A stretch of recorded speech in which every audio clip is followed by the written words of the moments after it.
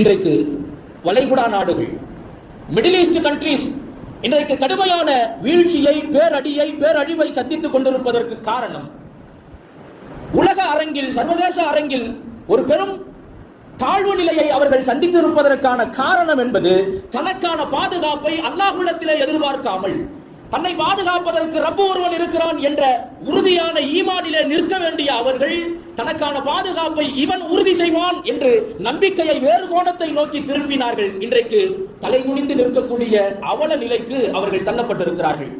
சமகால சான்று நமக்கு தெல்ல தெளிவாக அந்த நிலையை படம் பிடித்து காட்டிக் கொண்டிருக்கிறது.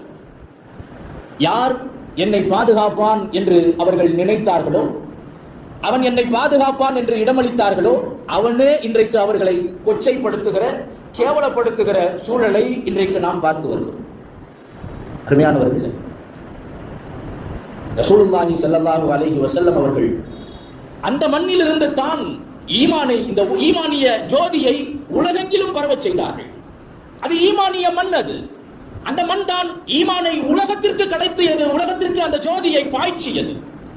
எப்படிப்பட்ட ஈமானை ரசூலுல்லாஹி ஸல்லல்லாஹு அலைஹி வஸல்லம் அவர்கள் அங்கிருந்து உலகத்திற்கு சப்ளை செய்தார்கள். வைதஸ்தஅன்த ஃபஸ்தஇன் பில்லாஹ், உனக்கு ஏதாவது உதவி வேண்டுமா, அல்லாஹ்விடத்திலே மட்டும் நீ உதவி கேள். உனக்கான பாதுகாப்பை அல்லாஹ்விடத்திலே மட்டும் நீ கேள்.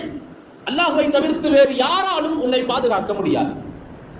எத்தகைய ஈமானை, ஈமானிய உரத்தை உள்ளத்திலே புகுத்தியவர்கள் ரசூலுல்லாஹி ஸல்லல்லாஹு அலைஹி வஸல்லம் அவர்கள். அந்த மண் இன்று, அந்த மண்ணிலே இருக்கக்கூடிய மக்கள் மனம் மாறி போய் நிற்கிறார்கள் என்பதுதான் மிகுந்த வேதனைக்குரிய விஷயமாக இருக்கிறது. எனக்கான பாதுகாப்பை அவன் உறுதி செய்வான். அவங்க இருக்கிறாங்க, யார் வந்தாலும் எங்களை அவர்கள் பார்த்துக் கொள்வார்கள். இன்னைக்கு அவங்களை பார்த்துக்கிறதுக்கு ஆள் இல்லாத நிலைமை. இன்னைக்கு அவர்களுடைய பாதுகாப்பை உறுதி செய்ய முடியாது.